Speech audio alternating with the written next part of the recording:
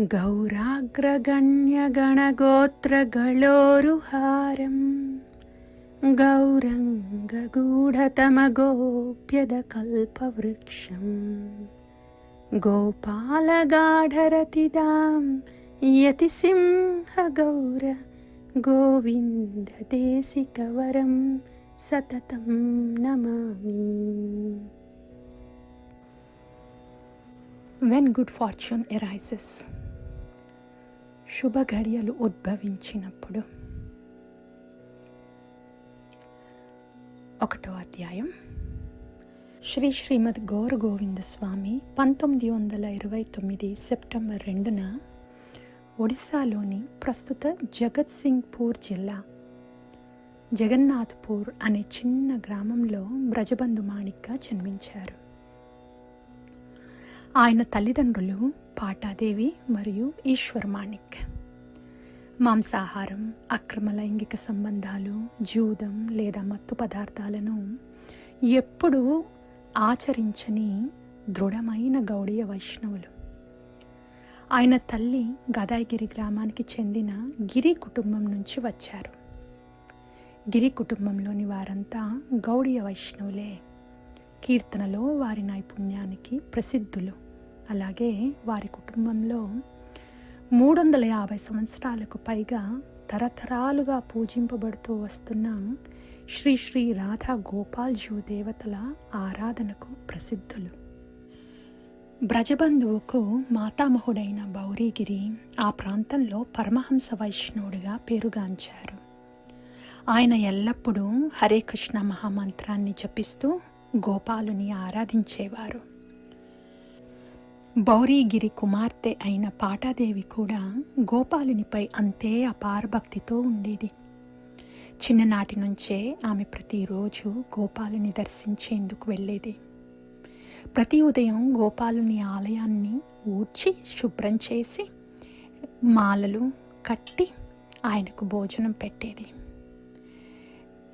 గిరి కుటుంబంలాగే ఈశ్వర మాణిక్ కూడా గంటా లోహంతో అంటే బెల్ మెటల్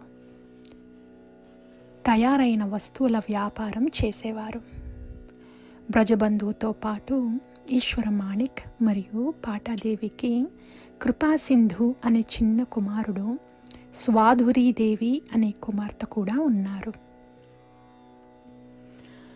వివాహానంతరం పాటాదేవి గదాయిగిరి నుండి 14 కిలోమీటర్ల దూరంలోని జగన్నాథ్పూర్లో నివసించినప్పటికీ అది గోపాలుని పట్ల ఆమె భక్తిని ఏమాత్రం తగ్గించలేదు.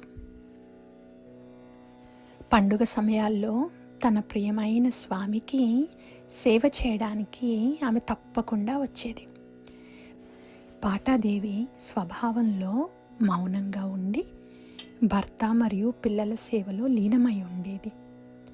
ప్రతి శనివారం ఆమె వారి క్షేమార్థం ఉపవాసం ఉండేది. ప్రతి ఉదయం ఆమె జగన్నాథ స్వామిని పూజించి పురాణాలు మరియు భగవద్గీత నుండి పఠించేది.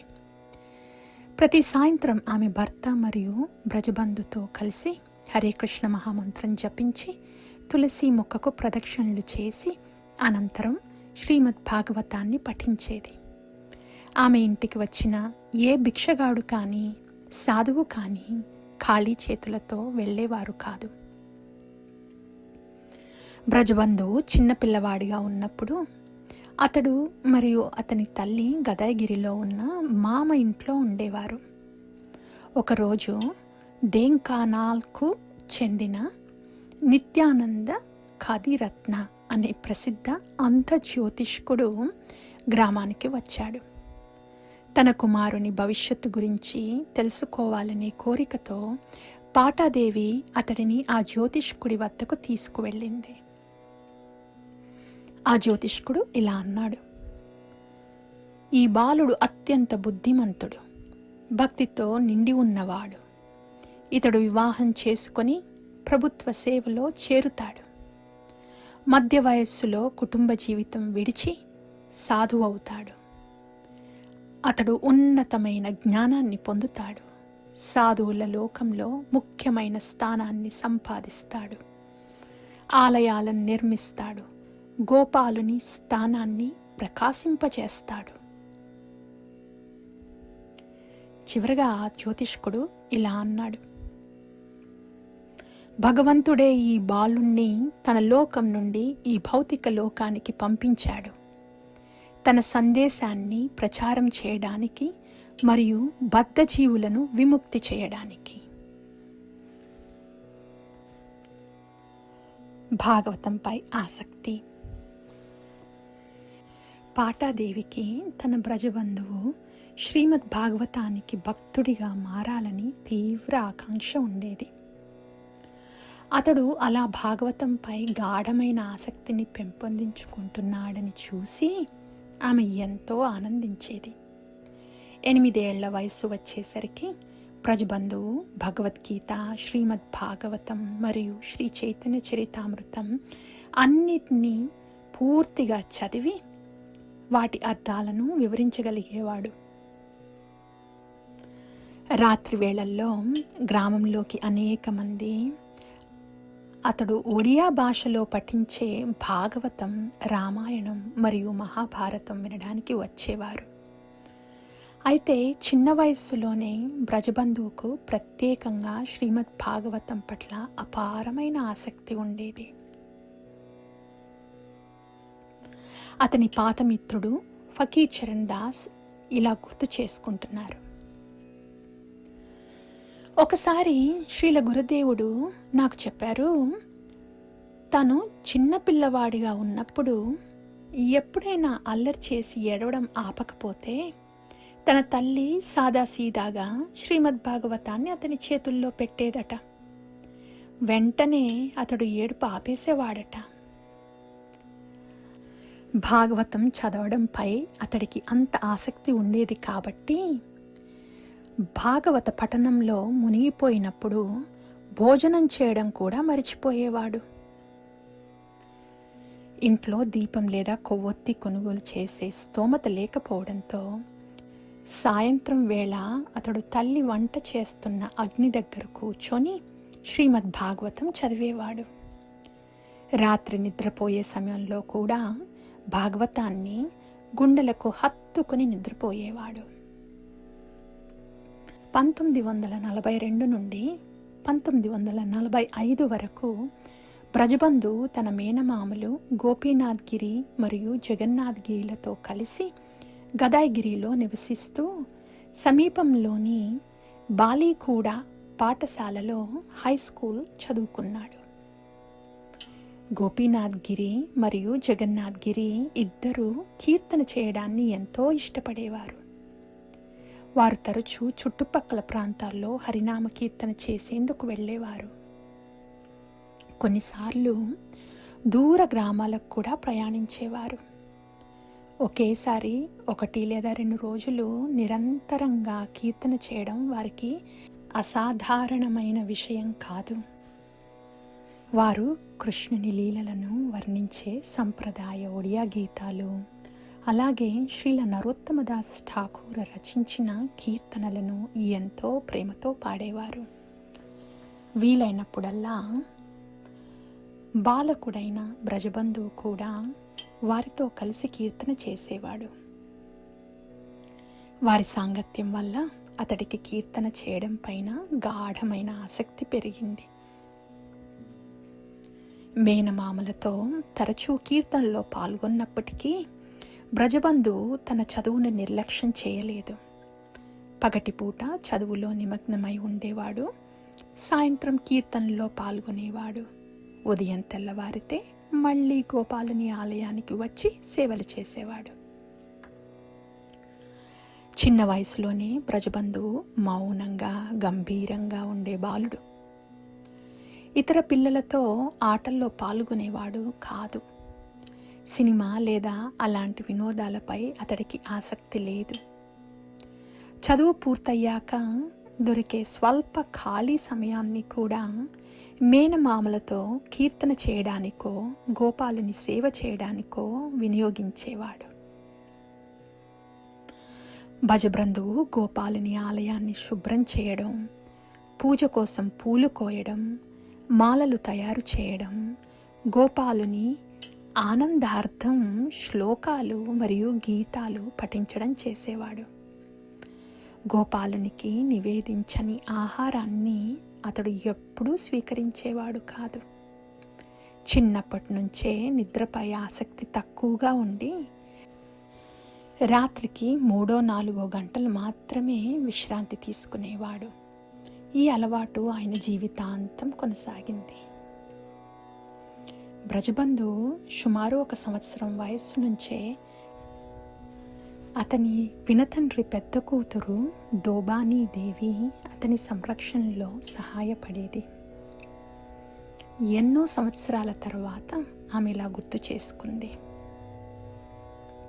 అతడు ఎల్లప్పుడూ ఎంతో శాంతమైన, నిర్దోషమైన బాలుడు. ఎవరితోనూ ఎక్కువగా మాట్లాడేవాడు కాదు. గోపాల్జీ పట్ల అతడికి అపారమైన ఆకర్షణ ఉండేది. గోపాలునికి అర్పణ.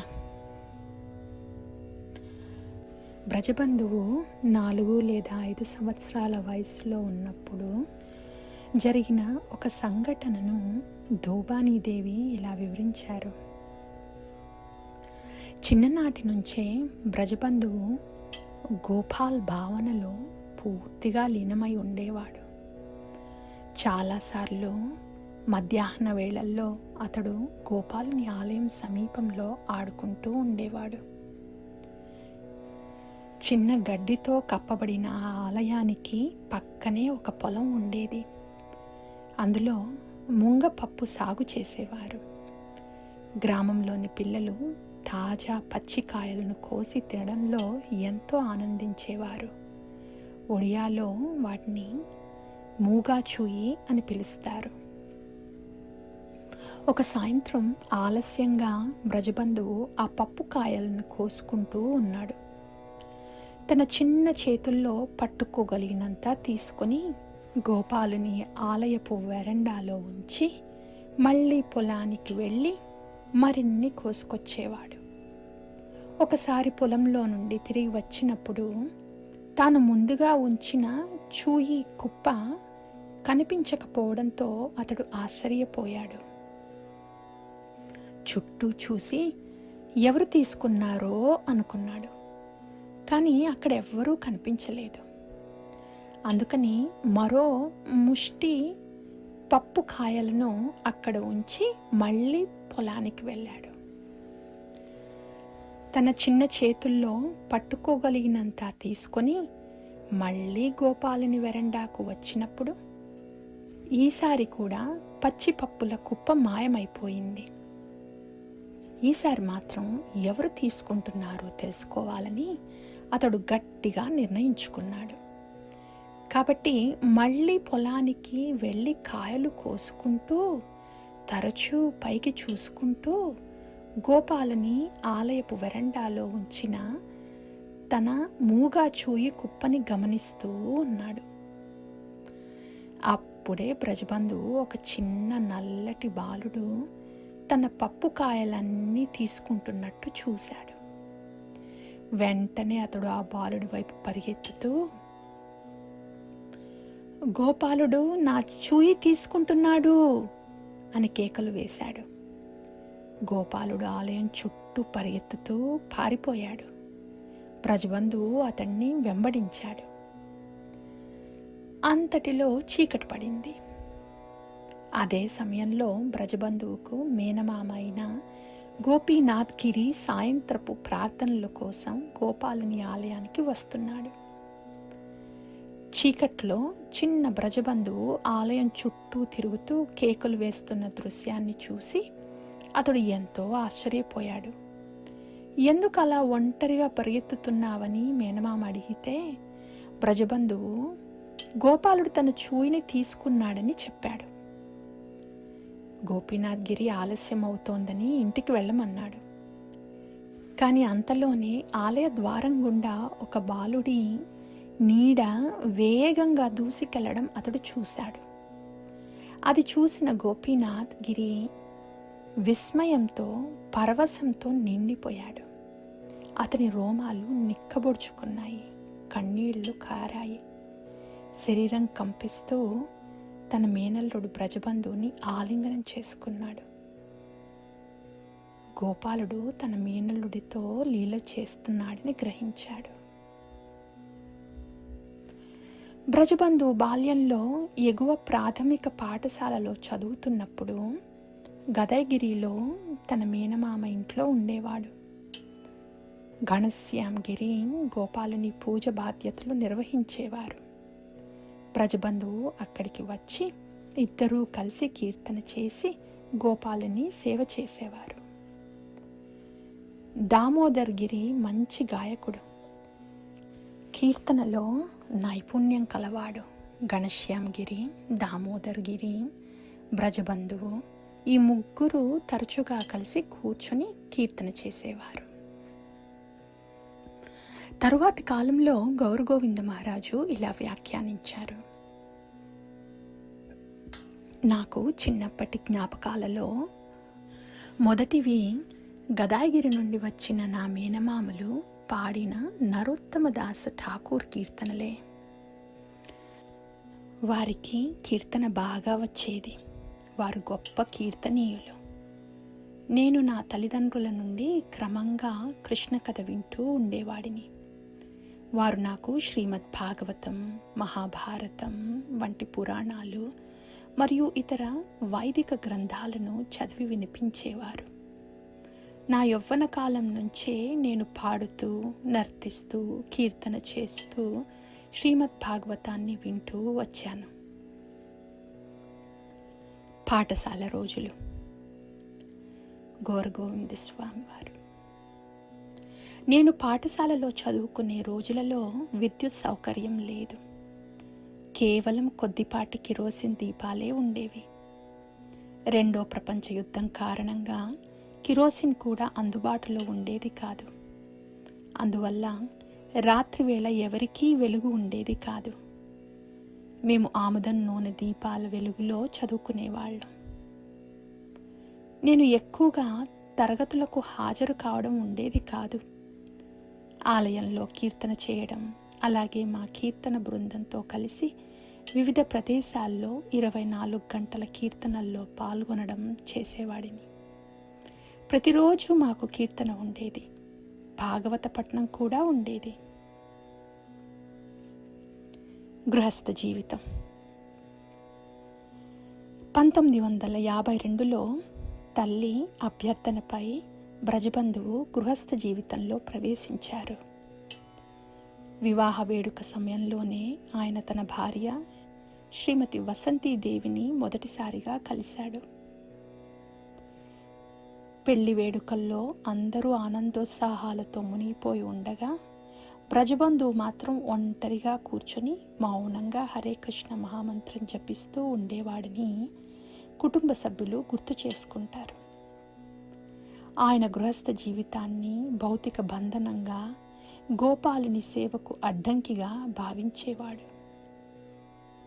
ఆయనకు పెళ్లి చేసుకోవాలని కోరిక అసలే ఉండేది కాదు.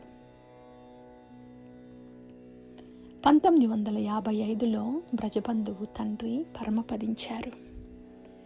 పెద్ద కుమారుడైనందున కుటుంబ పోషణ బాధ్యతలు ఆయన మీద పడ్డాయి. ఆర్థిక పరిమితుల కారణంగా విశ్వవిద్యాలయానికి నియమితంగా హాజరు కావడం సాధ్యపడలేదు. అయినప్పటికీ రాత్రివేళ స్వయంగా చదువుకొని పరీక్షలకు హాజరై ఉత్కల్ విశ్వవిద్యాలయం నుండి BA పట్టాను మొత్తం 2వ అత్యున్నత మార్కులతో సాధించాడు. తరువాత ఇదే విధంగా B.Ed పట్టాను కూడా పొందాడు మరియు పాఠశాల ఉపాధ్యాయుడిగా ప్రభుత్వ ఉద్యోగంలో చేరాడు. తదుపరి 19 సంవత్సరాలలో బ్రజబంధువు మరియు వసంతీదేవికి 4 కుమారులు, 3 కుమార్తెలు జన్మించారు.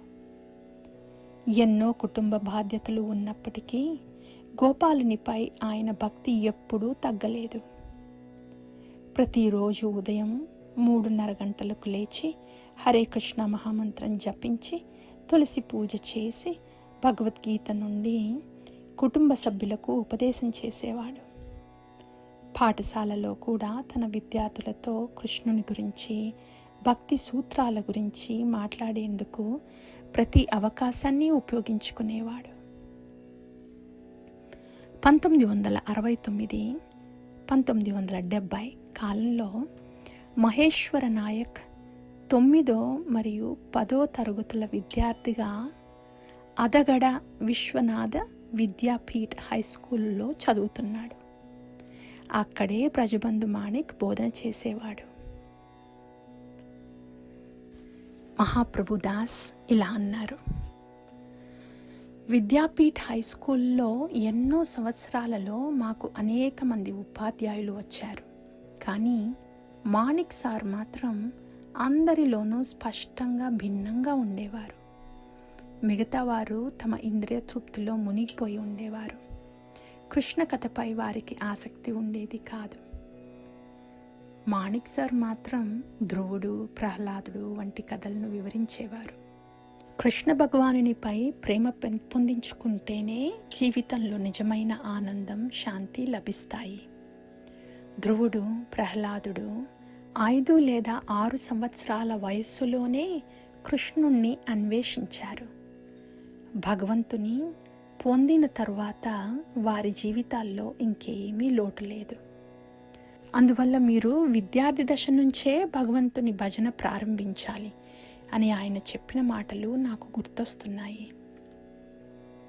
మాణిక్ సార్ గణితం మరియు ఆంగ్లాన్ని చాలా చక్కగా బోధించేవారు.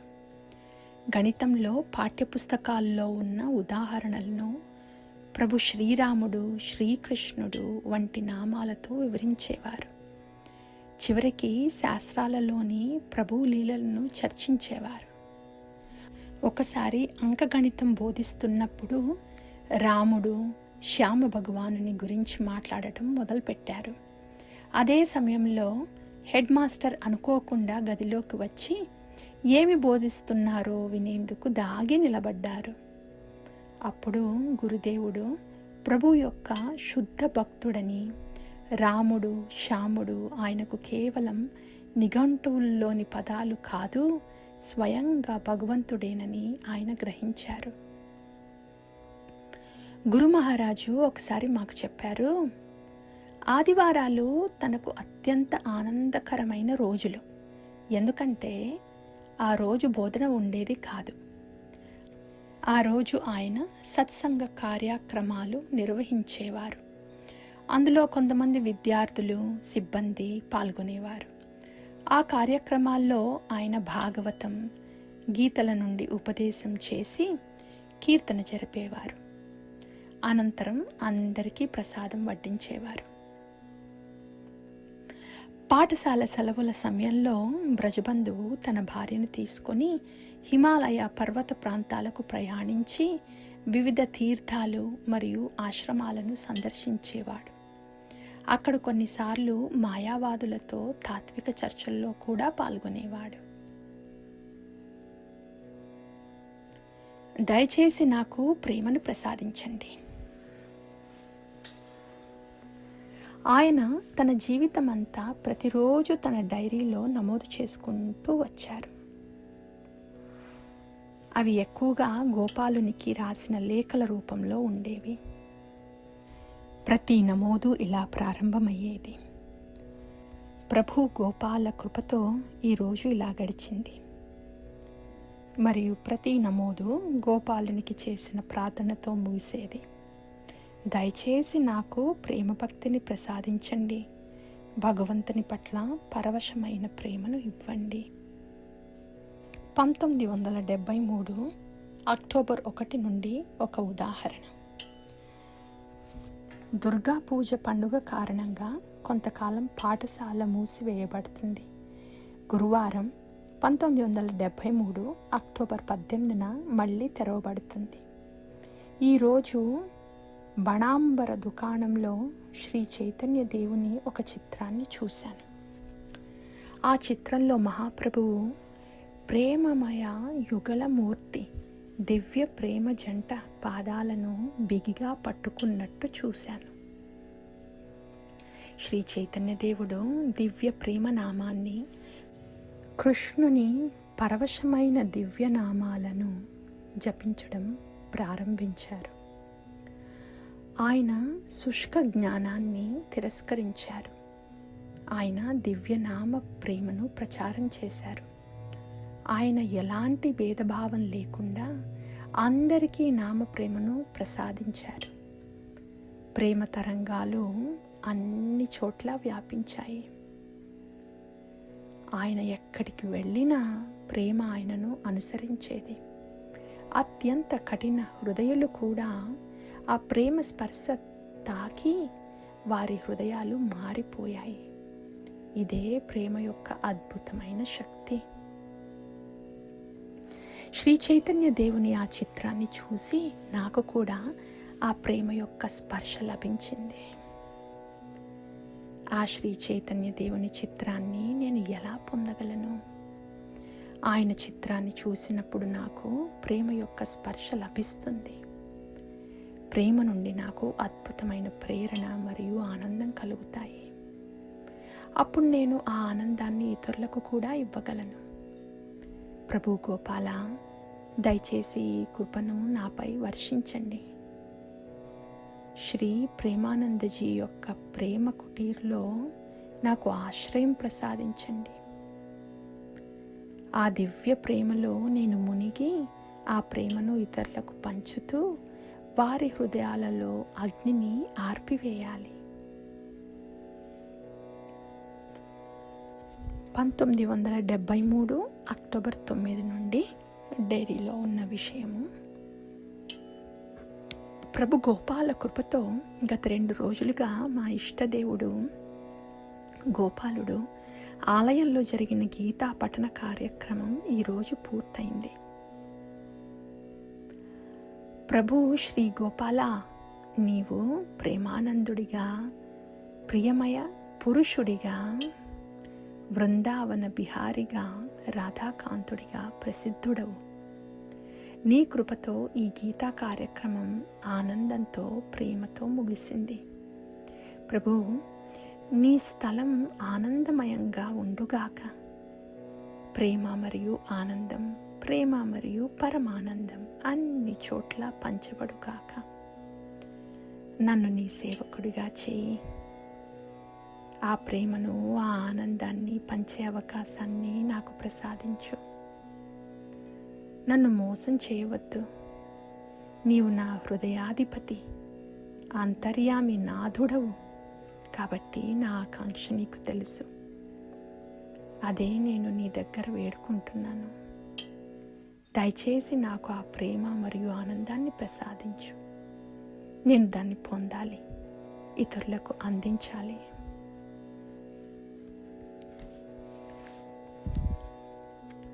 1973 అక్టోబర్ 10 నుండి నమోదైన విషయం డైరీలో. ఈరోజు ఒక మహోత్సవం, గొప్ప పండుగ జరిగింది. ప్రసాదం పంచబడింది. బాలగోపాల లీలలు, నీ బాల్య లీలలు పఠించబడ్డాయి. ప్రభు గోపాల, చాలా కాలంగా నాకు మానభంజన లీల పాటలు వినాలనే కోరిక ఉంది. శ్రీమతి రాధారాణి యొక్క ప్రేమ భరిత అలకను కృష్ణుడు ఎలా తొలగిస్తాడో తెలిపే కథలు. ప్రేమమయీ రాధారాణికి అభిమానం, ప్రేమభరిత గర్వం ఉద్భవించింది. రాధ తన దర్శనాన్ని అనుమతించకపోవడంతో కృష్ణుడు తీవ్రమైన వియోగ వేదనను అనుభవించాడు. అందుకే మానభంజన అవసరమైంది. ఈరోజు ప్రభు కృపతో అది జరిగింది. వృందావన బిహారీ కృష్ణుడు రాధా ప్రేమ భిక్షుకుడిగా, రాధా ప్రేమను వేడుకునే యాచకుడిగా మారాడు.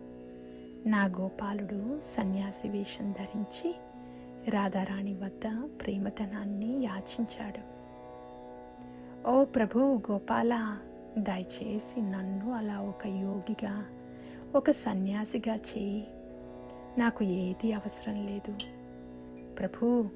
భౌతిక ఐశ్వర్యం, గౌరవం, ఖ్యాతి లేదా ఇతర ఏది నేను కోరడం లేదు. అవన్నీ నా తమ్ముడు కృపాసింధుకు ఇవ్వవచ్చు. అతడు నీ కుటుంబాన్ని పోషించుగాక. నన్ను సంసార విరక్తి గల యోగిగా చేయి. ఆ ప్రేమధనాన్ని, భగవంతుని ప్రేమ అనే సంపదను నేను యాచించాలి. ఆ ప్రేమను, ఆ ఆనందాన్ని పంచాలి. నీ సేవ చేయాలి. దయచేసి ఆ కృపను నాపై వర్షించు. ప్రభూ, నాకు ప్రేమ భక్తిని, నీ పట్ల పరవశమైన ప్రేమను ప్రసాదించు. ఇల్లు విడిచి వెళ్ళడం. 1974 ప్రారంభానికి వచ్చేసరికి బ్రజబంధువుకు గృహస్థ జీవితం పట్ల అసంతృప్తి రోజురోజుకు పెరుగుతూ వచ్చింది. తరువాత ఆయన ఇలా గుర్తు చేసుకున్నారు: నేను పాఠశాలలో బోధించేటప్పుడు అది కేవలం భౌతిక విద్య మాత్రమే. కానీ ఏం చేయాలి? అలా బోధించకపోతే నా పై అధికారి నన్ను ఉద్యోగం నుంచి తొలగించేవాడు. నేను ఆంగ్లం, గణితం, భూగోళ శాస్త్రం బోధించేవాడిని. ఆంగ్ల పాఠంలో బ్లైండ్ బాయ్ అనే ఒక కవిత ఉండేది. ఆ కవితలో బాలుడు పుట్టుకతోనే అంధుడు. ప్రజలు అతనితో సూర్యుని గురించి మాట్లాడేవారు. ఇప్పుడు ఉదయం అయ్యింది, సూర్యుడు ఉదయించాడు, లేచిరా అని. అతడు అది విని సూర్యుడు గురించి ఆశ్చర్యపడేవాడు. నాకు ఆ సూర్యుడు తెలియదు. నాకు నా స్వంత పగలు, రాత్రి ఉన్నాయి. సూర్యుడు వాళ్ళ పగలు, రాత్రులను చేస్తాడు. నేను మేల్కొని ఉంటే అది నా పగలు, నేను నిద్రపోతే అది నా రాత్రి అనేవాడు. ఈ కవిత బోధిస్తుండగా నాలో నేనే నవ్వుకున్నాను. నేను ఎందుకు ఈ అర్థం లేని మాటలను బోధిస్తున్నాను? నా లోపల ఏదో దీనిని వ్యతిరేకించింది. సంపూర్ణంగా నేను ఏమని నిర్ణయించుకున్నానంటే, లేదు, నేను ఈ అర్థం లేని విషయాలన్నీ ఇక బోధించను. ఈ ఉద్యోగాన్ని వదిలివేస్తాను. నిజమైన విద్య, ఆధ్యాత్మిక విద్య, అది నేను బోధించాలి అనుకుని చివరికి నేను ఉద్యోగాన్ని వదిలివేశాను. కృష్ణుణ్ణి ఇవ్వగల శుద్ధ భక్తుని ఆశ్రయం పొందాలని నాకు తెలుసు. తన తల్లి పట్ల గౌరవంతో ఆయన 22 సంవత్సరాలు గృహస్థ జీవితం గడిపాడు. 45 ఏళ్ల వయసులో 1974 ఏప్రిల్ 10న పాఠశాల విద్యా సంవత్సరం చివరలో తన సాధారణ బోధనా విధులు పూర్తి చేసి కుజంగా బున్ బిహారీ హై స్కూల్ ప్రధాన ఉపాధ్యాయుడు ప్రహ్లాద్ మహంతికి ఒక లేఖ వ్రాశాడు. సర్, మీకు వినయపూర్వకంగా తెలియజేయదలుచుకున్నది ఏమనగా, నేను రేపు ఉదయం 11:04:74న కుజంగా నుంచి బయలుదేరి గురుధామ్ రిషికేశ్కు నా దివ్య యాత్రను ప్రారంభిస్తున్నాను. ఇది మీ సమాధానం మరియు తగిన చర్య కోసం. భవదీయుడు బ్రజబంధు మాణిక్, అసిస్టెంట్ మాస్టర్, 10/4/74. పాఠశాల నుంచి బయలుదేరి ఆయన ఇంటికి వెళ్ళాడు.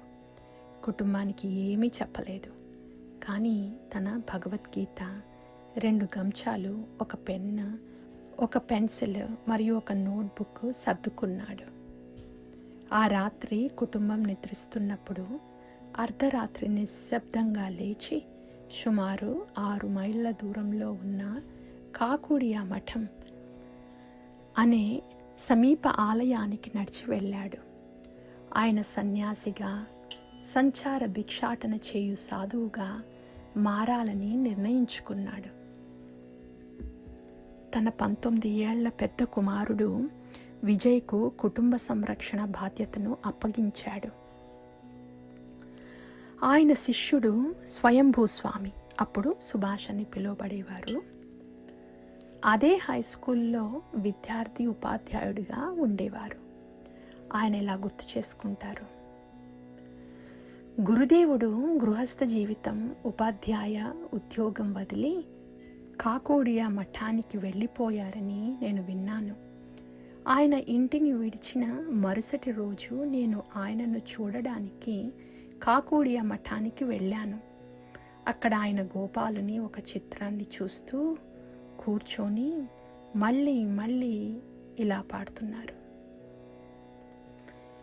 గోపాల్ గోపాల్ గోపాల్ గోపాల్ గోపాల్ గోపాల్ గోపాల్ గోపాల్. మధ్యాహ్నానికి పాఠశాల నుండి కొంతమంది ఉపాధ్యాయులు మరియు విద్యార్థులు ఆయనను కలవడానికి వచ్చారు. ఆయన ఆకస్మిక వైరాగ్యానికి వారు నివ్వెరపోయారు.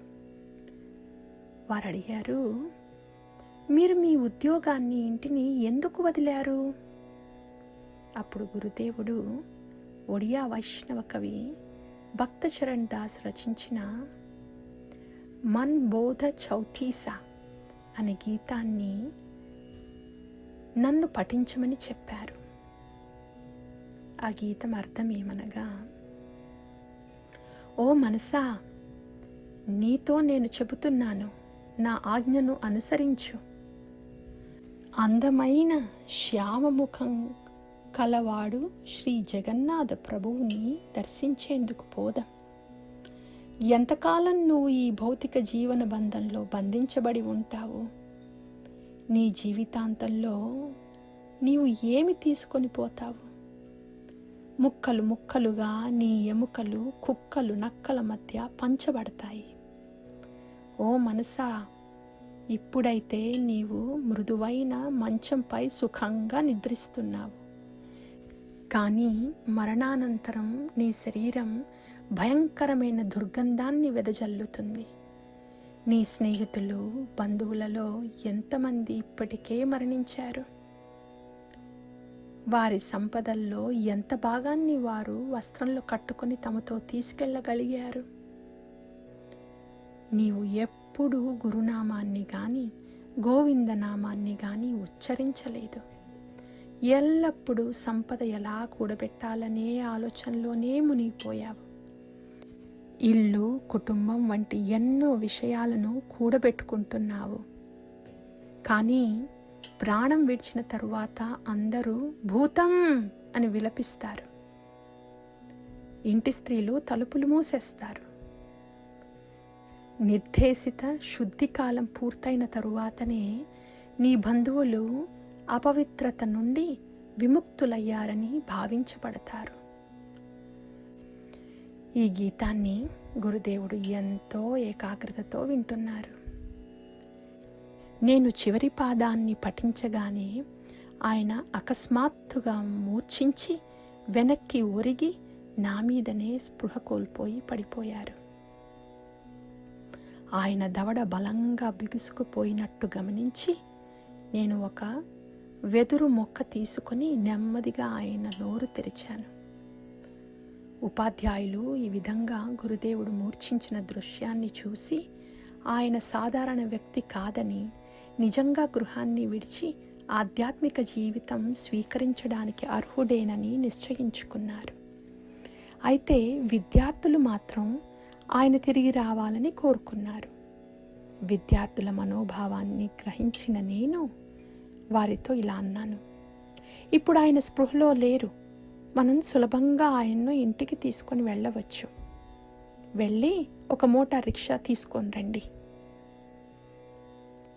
వారు వెళ్ళిన వెంటనే వారు కనుగొనలేని స్థలానికి నేను గురుదేవుణ్ణి తీసుకువెళ్ళాను. తరువాత మేము మళ్ళీ మఠానికి తిరిగి వచ్చాము. ఆ సాయంత్రం గురుదేవుని భార్య శ్రీమతి వసంతీదేవి అక్కడికి వచ్చారు. గురుదేవుడు ఆమెని గదిలో నిద్రపోనిచ్చారు. తాను మరియు నేను బయట కొబ్బరి చెట్ల ఆకుల మీద నిద్రపోయాము. ఉదయం నేను గురుదేవునికి ఆయన శరీరంపై ఆ ఆకుల ముద్రలు పడ్డాయని చూపించాను. ఆయన నవ్వుతూ ఇలా అన్నారు, అవును, వైరాగ్య జీవితం ఇలానే ఉంటుంది. ఆయన భార్య ఆయనను తిరిగి రావాలని ఒప్పించలేకపోయింది. ఆ ఉదయమే ఆమెను ఇంటికి పంపించారు. గురుదేవుడు కాకూడియా మఠంలో 5 లేదా 6 రోజులు ఉన్నారు. ఆ సమయంలో తన తమ్ముడు కృపాసింధుని పిలిచి తన కుటుంబాన్ని చూసుకోవాలని అతనిని కోరారు. ఆ తరువాత కాకూడియా మఠాన్ని విడిచి సన్యాసం స్వీకరించడానికి గోపాలుని అనుమతి కోరేందుకు 14 కిలోమీటర్లు నడిచి గదాగిరికి వెళ్ళారు. బ్రజబంధువు గదాగిరికి చేరుకున్నప్పుడు ఘనశ్యామగిరి అక్కడే ఉన్నారు. ఆయన ఇలా గుర్తు చేసుకున్నారు. గురుదేవుడు మధ్యాహ్నం సుమారు 2 గంటలకు గోపాలుని ఆలయానికి వచ్చారు. సాధారణంగా గోపాలుని ఆరతి మధ్యాహ్నం 12 గంటలకు ప్రారంభమై 2 గంటలకల్లా పూర్తవుతుంది. అందరూ ప్రసాదం స్వీకరించి ఉంటారు. కానీ ఆ రోజు ఏదో విధంగా ఆలయ తాళం చెవిపోయి గోపాలుని సేవ ఆలస్యమైంది. గురుదేవుడు వచ్చిన సమయంలోనే ఆరతి ప్రారంభమవుతోంది. తన ప్రియమైన భక్తుని దర్శించేందుకు గోపాలుడే ఈ ఏర్పాట్లు చేశాడని నేను అనుకుంటాను. మధ్యాహ్న ఆరతి అనంతరం బ్రజబంధువు భక్తులకు భగవద్గీత మరియు రామచరితమానస్ పఠించారు. శ్రీరాముడు అరణ్యవాసానికి బయలుదేరే లీల వద్దకు వచ్చినప్పుడు బ్రజబంధు సన్యాసి భిక్షాటన చేసే విధంగా మెడ చుట్టూ వస్త్రాన్ని పట్టుకొని గొంతు గద్గదమైన స్వరంతో ఇలా పాడారు. నేను అరణ్యానికి వెళితే అనేక సాధువులను దర్శిస్తాను. అలా నా జీవిత లక్ష్యం నెరవేరుతుంది. ఆ చర్చ అనంతరం గోపాలుని సాయంత్రపు ఆరతి ప్రారంభమైంది. బంధువు దామోదర్ గిరి కీర్తనను నడిపించారు. బ్రజబంధువు ఆయనను ఒడియా కవి జయదేవ గోస్వామి రచించిన దశావతార స్తోత్రం పాడమని కోరారు. ఆరతి తరువాత బ్రజబంధువు భక్తులతో ఇలా అన్నారు. మీరు ఎల్లప్పుడూ గోపాలుని కోసం ఈ గీతాన్ని పాడుతూ కృష్ణ చైతన్యంలో ఉండాలి. లేకపోతే మీ జీవితానికి విలువ ఉండదు. బ్రజబంధువు గృహస్థ జీవితాన్ని విడిచి వెళ్తున్నాడని తెలిసి ఆ సాయంత్రం కుటుంబ సభ్యులు, పాత స్నేహితులు సహా అనేక మంది గ్రామస్తులు ఆలయానికి వచ్చారు. అందరూ జగన్నాథపూర్లోని భార్యా కుటుంబం వద్దకు తిరిగి రావాలని ఆయనను వేడుకొన్నారు. అయితే సత్యానంద ఖండి అనే ఒక పాత మిత్రుడు ఆయనకు మద్దతుగా ఇలా అన్నాడు. ఆయనను వెళ్ళనివ్వండి. ఎవరైనా అమృతాన్ని రుచి చూసిన తరువాత నీటితో ఎలా తృప్తి పడగలడు? ఆ రాత్రి బ్రజబంధువు గోపాలుని ఆలయంలో విశ్రాంతి తీసుకున్నారు. రాత్రి చివరి సమయంలో ఆయన ఒక భక్తుడిని లేపి ఇలా అన్నారు. నాకు గోపాలుని ఆజ్ఞ లభించింది. నేను సన్యాసిని అవుతాను. ఉదయం ఆయన బయలుదేరేటప్పుడు ఆయన పాత స్నేహితులు మరియు కుటుంబ సభ్యులందరూ మరోసారి వచ్చి ఆయనను దర్శించారు. బ్రజబంధువు దామోదర్ గిరిని టికా గోవిందచంద్ర గీతాన్ని పాడమని కోరారు. రామనామం గోవిందనామం పలకకపోతే, రామనామ భజన చేయకపోతే, జీవుల చంద్రుడా నిన్ను ఆరాధించకపోతే, మరణదేవుడు మనలను బంధిస్తాడు. ఆ బంధనం అత్యంత వేదనాకరం. తరువాత దామోదరగిరి ఇలా గుర్తు చేసుకున్నారు. అప్పుడు గురుదేవుడు భక్తులతో ఇలా అన్నారు. నేను వెళ్తున్నాను. ఇక్కడున్న భక్తులందరూ గొప్ప కీర్తనీయులు. ఎల్లప్పుడూ గోపాలుని కోసం కీర్తన చేయండి. గోపాలుని సంరక్షించండి. గోపాలుడు నందమహారాజుని కుమారుడు. ఆయన ఇలా సాధారణంగా ఉండకూడదు. గోపాలుని స్థలాన్ని సంరక్షించాలి. అభివృద్ధి చేయాలి. మనమంతా కలిసి సహకరిద్దాం. తన పాత జీవితం వెనుక వదిలి బ్రజబంధువు ఒక కొత్త నామాన్ని స్వీకరించాడు. గౌర్ గోపాల్ లేదా గౌర్ గోపాలానంద. ఇక్కడ గౌర్ అంటే గౌరంగుడు అని కూడా పిలువబడే శ్రీ చైతన్య మహాప్రభువు, మరియు గోపాల్ అంటే ఆయన చిన్ననాటి ప్రియమైన ఆరాధ్య దైవం. మొదటి అధ్యాయం